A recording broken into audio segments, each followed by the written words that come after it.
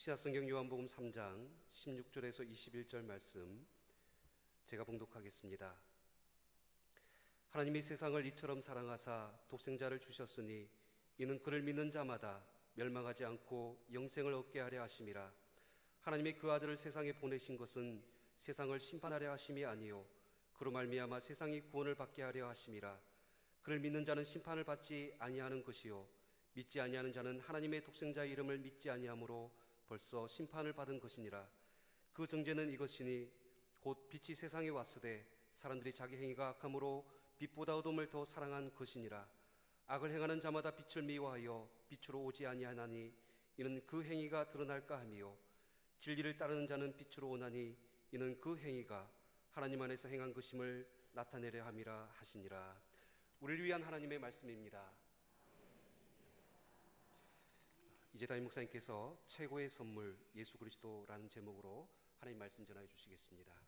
살아계신 하나님, 이 시간 저희들이 하나님의 음성 듣기 원합니다. 연약한 종의 모습은 십자가 영으로 감추시고 오직 성령께서 역사하사 하나님의 말씀만 되어게 하시고 우리 모두가 살아계신 하나님의 음성을 듣게 하옵소서. 예수님의 이름으로 기도합니다. 취업 포털인 잡코리아에서 직장인 768명을 대상으로 성탄절에 무슨 선물을 받고 싶은가 하는 설문조사를 했답니다. 그랬더니 옷을 받고 싶다고 하는 사람이 31.5%로 가장 많았고요.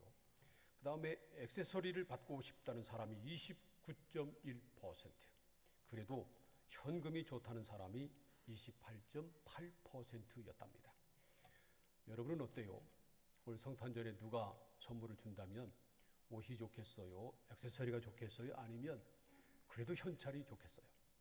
통계를 보면 남자들은 선물을 좋아하고요, 여자들은 현찰을 좋아한답니다. 혹시 이번 성탄절에 좋은 선물을 받지 못한다 할지라도 실망하지 마시기 바랍니다. 왜냐하면 첫 번째 성탄절에 하나님께서 우리에게 최고의 선물을 주셨기 때문입니다. 오늘 우리에게 주신 하나님의 말씀인 요한복음 3장 16절 말씀을 보면 인류 역사상 최고의 선물이 무엇인가를 말씀하고 있습니다. 우리 다 함께 읽겠습니다. 시작. 하나님이 세상을 이처럼 사랑하사 독생자를 주셨으니 이는 저를 믿는 자마다 멸망하지 않고 영생을 얻게 하려 하심이니라. 이 세상의 창조주시며 인류 역사의 주권자이신 하나님께서 이 세상을 너무나 사랑하셔서 독생자를 주셨다는 겁니다. 우리말 성경을 보면 그냥 독생자 이렇게 되어 있는데요, 헬라어 원어 성경을 보면 아우토스라고 하는 말이 나와 있습니다.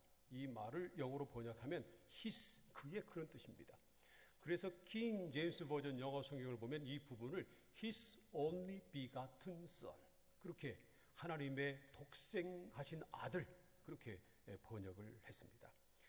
하나님께서 그의 외아들 독생자 예수를 주셨다고 그랬는데, 이 주셨다고 하는 말은 헬라어로 디도미라고 하는 말인데, 이 말은 완전히 넘겨주는 것을 뜻하는 말입니다. 주었다가 다시 뺏는 것 아니고요, 완전히 주는 것을 의미하는 말입니다. 뇌물은요, 주었다가도 자기가 원하는 일이 이루어지지 않으면 돌려받기도 합니다. 근데 선물은 그렇지 않습니다. 선물은 한 번 주면 그것으로 끝납니다. 선물에는 조건이 없습니다. 그런 것처럼 하나님께서 독생자 예수님을 우리에게 선물로 주셨다는 겁니다. 그래서 예수님은 인류에게 주어진 최고의 선물입니다. 왜 예수님께서 최고의 선물이신가 하는 것을 좀 더 구체적으로 생각해 보겠습니다. 첫 번째로 예수님이 하나님의 외아들이시기 때문입니다.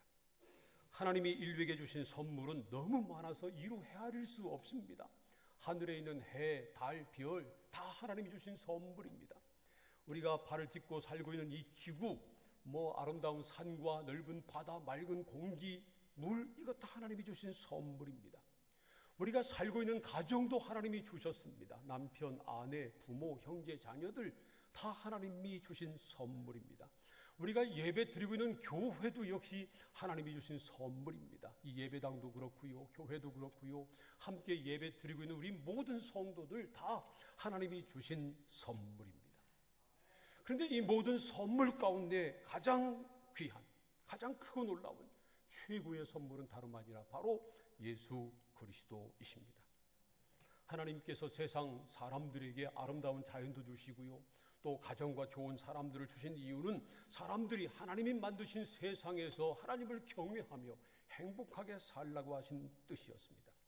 그런데 아담 이후로 죄가 세상에 들어와서 세상 모든 사람들은 죄와 사망 권세 아래 놓여서 신음하게 됐습니다. 그래서 하나님께서 온 인류를 구원하시기 위해서 마지막 방법으로 하나님의 외아들 예수 그리스도를 세상에 보내주신 것입니다. 말 못하는 짐승들도요, 자기 새끼는 끔찍이 사랑합니다. 그래서 고슴도치도 지 새끼는 예쁘다잖아요. 그러니 사람들은 말할 것도 없지요. 부모들이 자녀들을 얼마나 사랑하는지 모릅니다. 요즘은 자녀들을 많이 낳지 않기 때문에 남에게 양자로 주는 경우가 거의 없습니다. 그런데 옛날은 말이죠, 자녀들을 많이 낳기 때문에 형제나 아니면 주변 가까운 사람 가운데 자식을 못 낳으면 양자로 주는 경우가 종종 있었습니다. 옛날에 어떤 사람이 자식 10을 낳았습니다. 그런데 형제 가운데 자녀를 낳지 못하는 형제가 있어서 명절 때 만날 때마다 양자로 한 사람 달라고 서로 그런 얘기 하다가 어느 날 정말 양자로 주기로 약속을 했습니다. 그리고 집에 돌아와서 10 자식 가운데 누구를 보낼까 곰곰이 생각해 봤답니다. 첫째는 장남이니까 안 되고, 막내는 막내니까 안 되고, 이쁜 자식은 너무 이뻐서 못 보내겠고, 미운 자식은 가서 또 미진주 돼가지고 또 손가락질 당할까봐 못 보내겠고, 몸이 약한 자식은 너무 불쌍해서 못 보내겠고, 그러다 보니까 10 자식 가운데 보낼 사람이 한 명도 없더랍니다. 이게 부모 마음입니다. 10 자식이 있어도 그 중에 한 사람도 못 내주는데 왜 아들을 가지고 있다고 생각해 보세요. 그 외아들을 남에게 줍니까? 어림도 없지요. 그런데 예수님은 하나님의 외아들이셨습니다. 하나님도 예수님을 끔찍이 사랑하셨습니다. 그럼에도 불구하고 세상을 너무나 사랑하셔서 독생자 예수님을 세상의 구주로 보내주셨습니다. 그러므로 예수님은 세상에서 가장 귀한 최고의 선물이라는 겁니다. 로마서 8장 32절 말씀 보세요. 이렇게 말씀하십니다. 함께 읽겠습니다. 시작.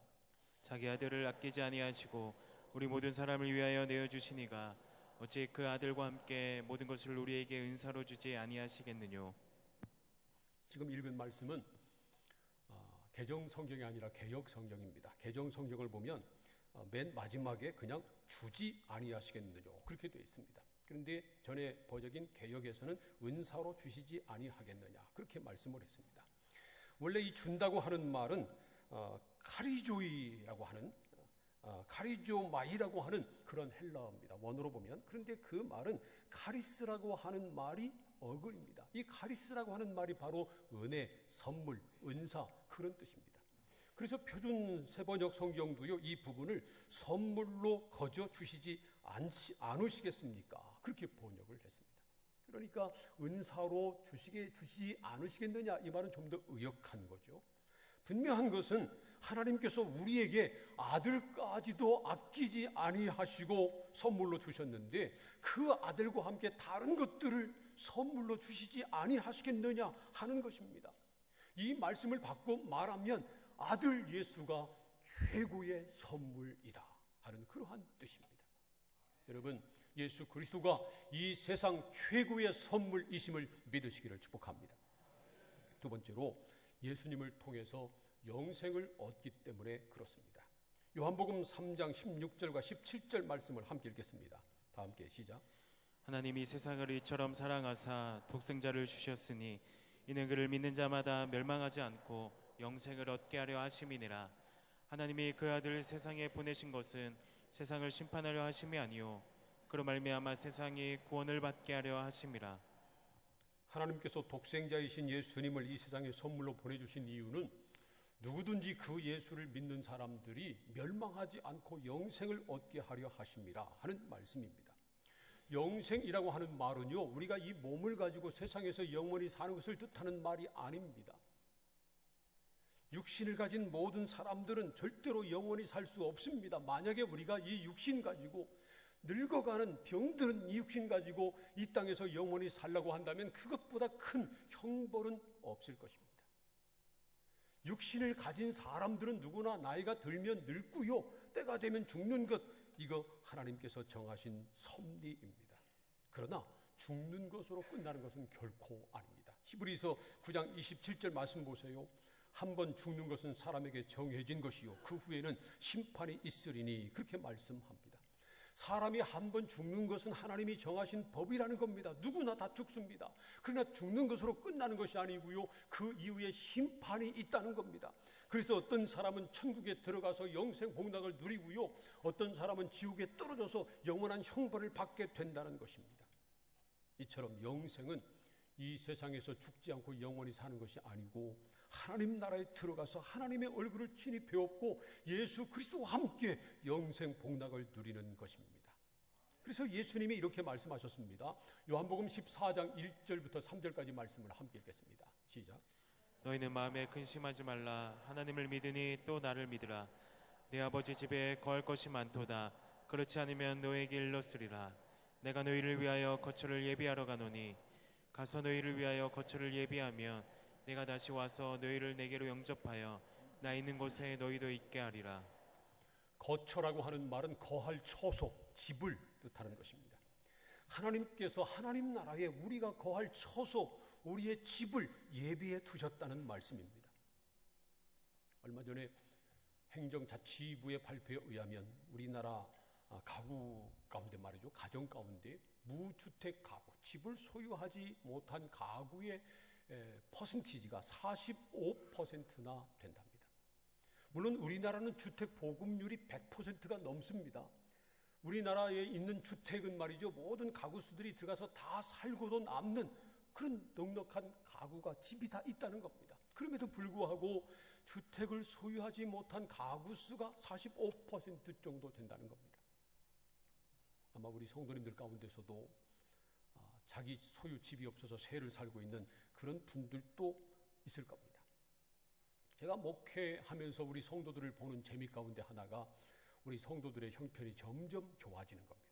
새를 살던 분들이 작지만 자기 집을 마련하고 또 나중에 또 돈을 모아가지고 좀 더 큰 집으로 이사가고, 그래서 가서 예배를 드릴 때 말이죠, 제가 집 산 것도 아니고 제가 이사 들어가는 것도 아니지만 이 목사의 마음이 얼마나 좋은지 모릅니다. 정말 기쁩니다.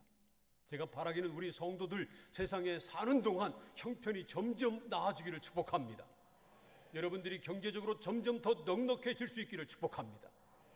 그런데 말이죠, 혹시 세상에 사는 동안 집 한 칸 장만하지 못하고 죽는다 해도 실망하지 마시길 바랍니다. 왜냐하면 우리가 죽어 천국에 가면 하나님께서 예비하신 하나님 아버지의 집이 우리에게 있기 때문에 그렇습니다. 요한계시록 보면 사도 요한이 천국의 영광을 보고 묘사할 때 천국에 있는 집이 보석으로 다 만들어졌다고 기록했습니다. 그것도 말이죠, 인간의 언어로 기록한 것이지 우리가 천국에 가보면 그보다 훨씬 더 아름답고 좋을 것입니다. 천국이 얼마나 좋은지 아세요? 천국에 갔던 사람이 얼마나 좋으면 다시 돌아오는 사람이 한 사람도 없겠어요.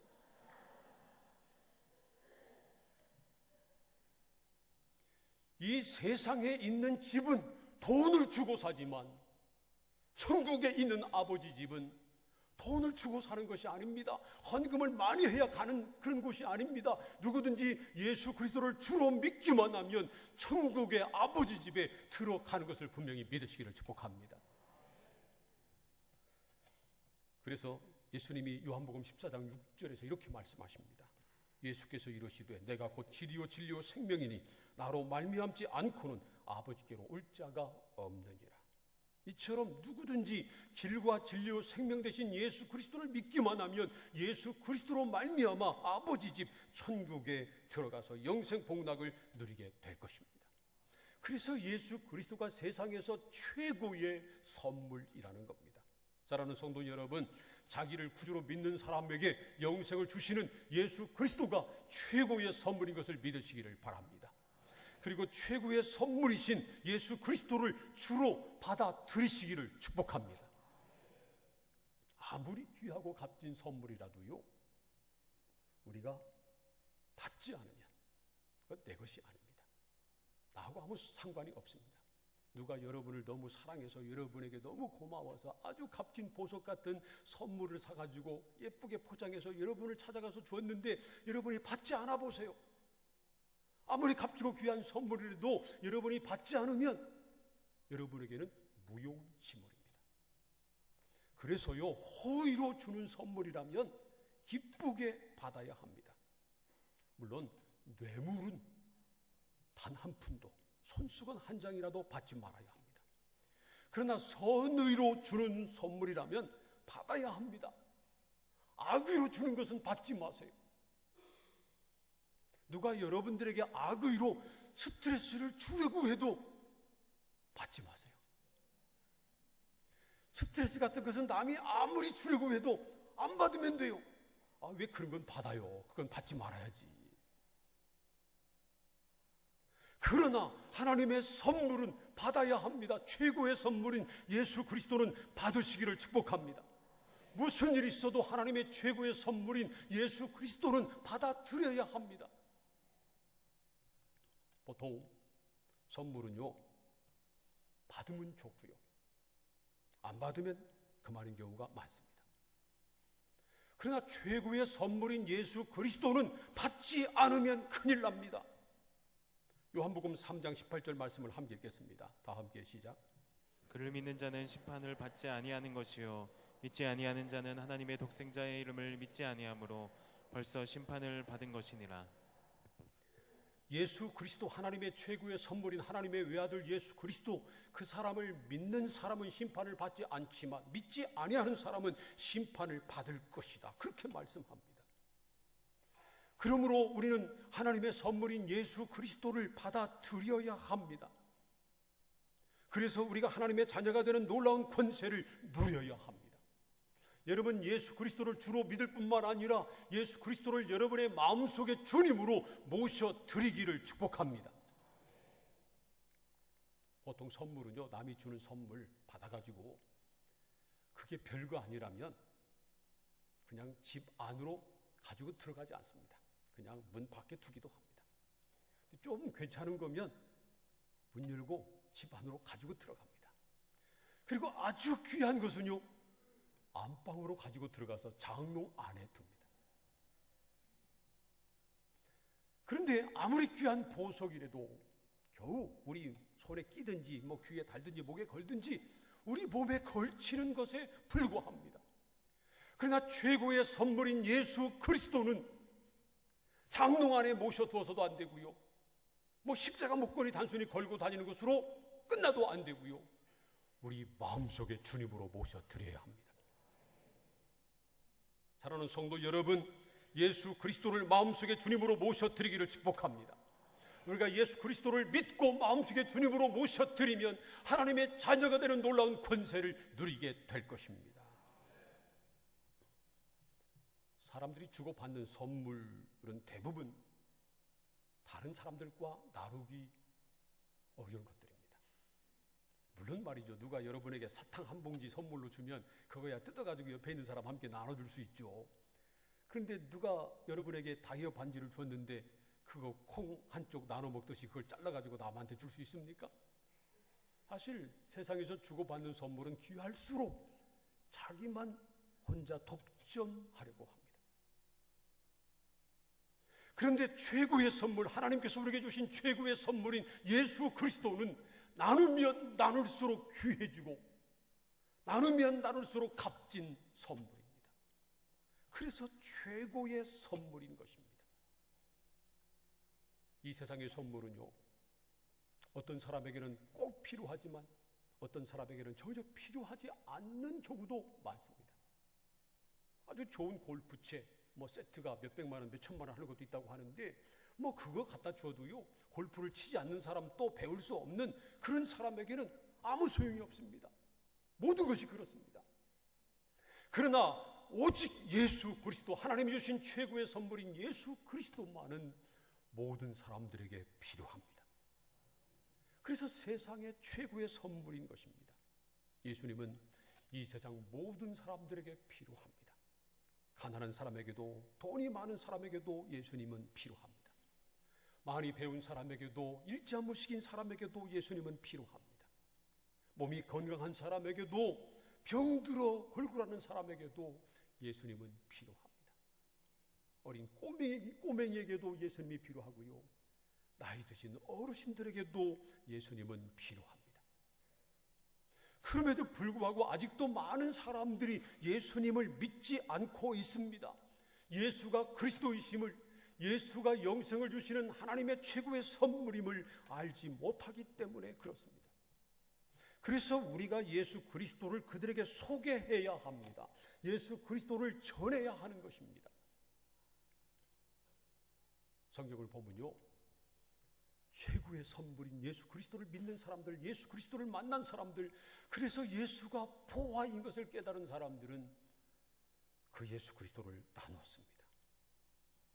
오늘 말씀 다음에 나오는 세례 요한도 그랬습니다. 요한복음 1장 29절 말씀을 우리 함께 읽겠습니다. 요한복음 1장 29절 말씀 다 함께 시작. 신부를 취하는 자는 신랑이 나서서 신랑의 음성을 듣는 친구가 크게 기뻐하나니 나는 이러한 기쁨으로 충만하였노라. 이 말은 세례 요한이 한 것입니다. 세례 요한은 예수님을 소개한 사람입니다. 예수님의 길을 예비한 사람이죠.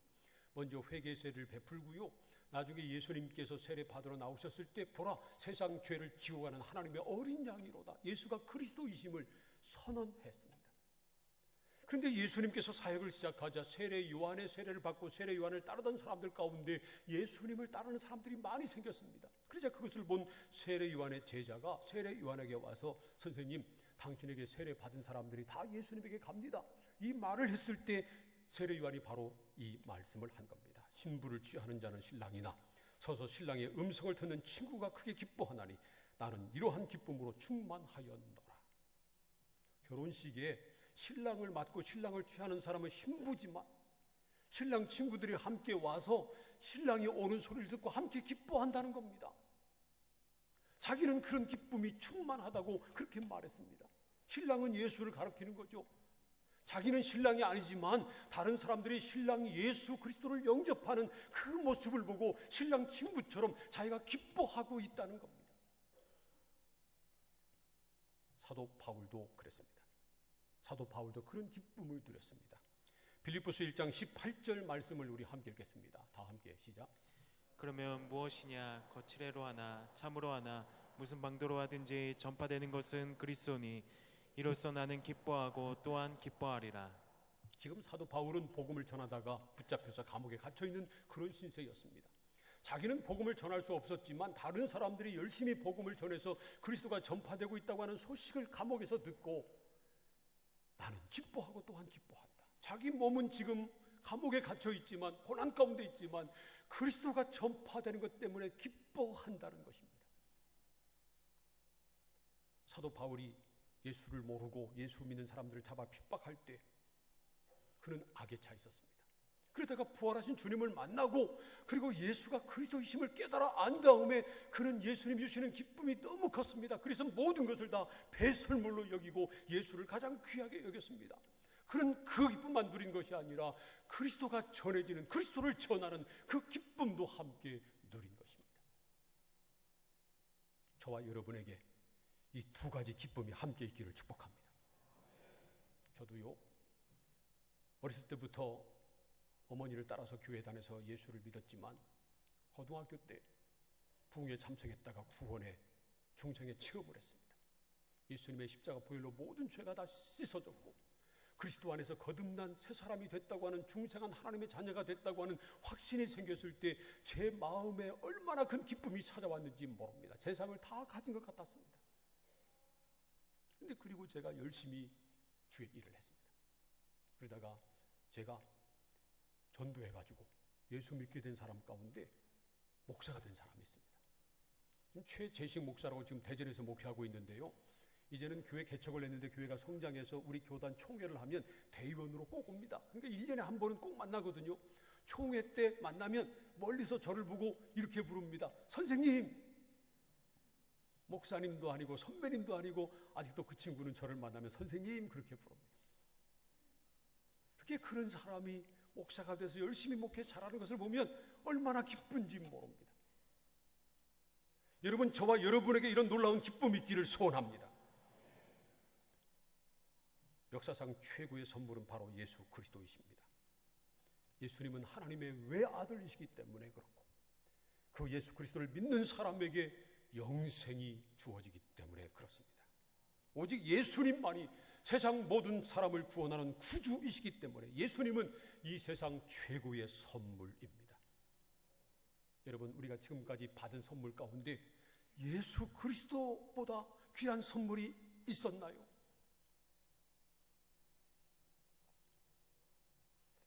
성탄절이 바로 이 세상 최고의 선물인 예수님이 탄생하신 날입니다.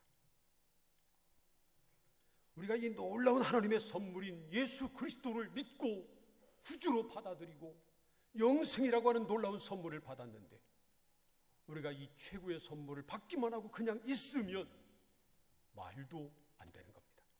그래서 우리는 먼저 우리에게 최고의 선물을 주신 하나님 아버지께 감사와 영광을 올려드려야 합니다. 우리를 구원하시기 위해서 이 땅에 오신 예수 그리스도에게 최고의 경배를 올려드려야 합니다. 뿐만 아니라 최고의 선물인 예수 그리스도를 알지 못하는 사람들에게 전해야 합니다. 그래서 우리 교회에서는 성탄절이 되면 크리스마스 인 러브 행사를 하고요, 성탄 감사 헌금을 여러분이 하면 그 전액을 천안 아산 지역의 난치병 학생들을 돕는 데 다 쓰는 겁니다. 그들에게 그리스도의 탄생 소식, 예수가 그리스도이심을 전하기 위해서 그런 일을 하는 것입니다.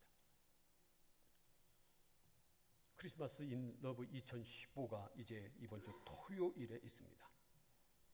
여러분이 받은 최고의 선물, 여러분이 가지고 있는 최고의 선물인 예수 그리스도를 꼭 나누고 싶은 사람들, 그런 사람들을 초청하시기를 바랍니다. 그러면 정말 놀라운 기쁨을 함께 맛보게 될 것입니다. 최고의 선물인 예수 그리스도를 나누지 않는 사람들은 아마 둘 중에 하나일 겁니다. 먼저는 예수 그리스도가 최고의 선물임을, 그분의 가치를 알지 못하는 겁니다. 또 하나는 예수 그리스도가 너무 귀하기 때문에 최고의 선물이기 때문에 남에게 나눠주지 않고 혼자 가지려고 하는 욕심을 부리는 겁니다. 그렇지 않다면 우리는 예수 그리스도를 전해야 합니다. 예수 그리스도를 나눠야 합니다. 우리 사랑하는 사람들, 최고의 선물인 예수 그리스도를 알지 못하는 사람들에게 그리스도를 전해야 합니다. 사랑하는 성도 여러분, 이 세상 최고의 선물인 예수 그리스도를 구주로 믿고 마음속에 주님으로 모시고 살 뿐만 아니라 아직도 예수 그리스도를 알지 못하는 사람들에게 최고의 선물인 예수 그리스도를 전하는 기쁨도 누리며 살아가시기를 주님의 이름으로 축원합니다. 기도하겠습니다. 오늘 우리에게 주신 하나님의 말씀을 생각하면서 함께 동성으로 기도합니다. 먼저 우리에게 최고의 선물인 예수 그리스도를 보내주신 하나님께 감사와 영광을 올려드리고, 구주로 오신 예수 그리스도를 우리가 경배하며 온 마음으로 섬기는 믿음을 우리에게 주시옵소서 기도하시기 바랍니다. 예수 그리스도를 믿을 뿐만 아니라 마음속에 주님으로 모셔드리고, 그리고 또한 이 예수 그리스도, 최고의 선물인 예수 그리스도를 전하는, 나누는 그런 기쁨도 함께 누리게 하여 주옵소서. 다 함께 통성으로 기도하겠습니다. 하나님 아버지 감사합니다. 저희들을 사랑하시는 일도 불러주시고 말씀을 나누며 기도하게 하시니 감사합니다. 우리에게 구원을 주시는 최고의 선물인 예수 그리스도를 보내주신 하나님 아버지 감사합니다. 영광 받으시옵소서. 우리를 구원하기 위해서 이 땅에 사람의 몸을 입고 오신 예수 그리스도, 주님을 찬양합니다. 경배 받으시옵소서. 우리가 예수 그리스도를 믿고 우리 마음속에 구주로 모셔드릴 뿐만 아니라 아직도 예수가 최고의 선물임을, 구주심을 알지 못하는 사람들에게 담대하게 전하고 증거해서 함께 구원의 기쁨을 누리는, 나누는 우리 모든 성도들 다 되게 하여 주옵소서. 예수님의 이름으로 기도합니다.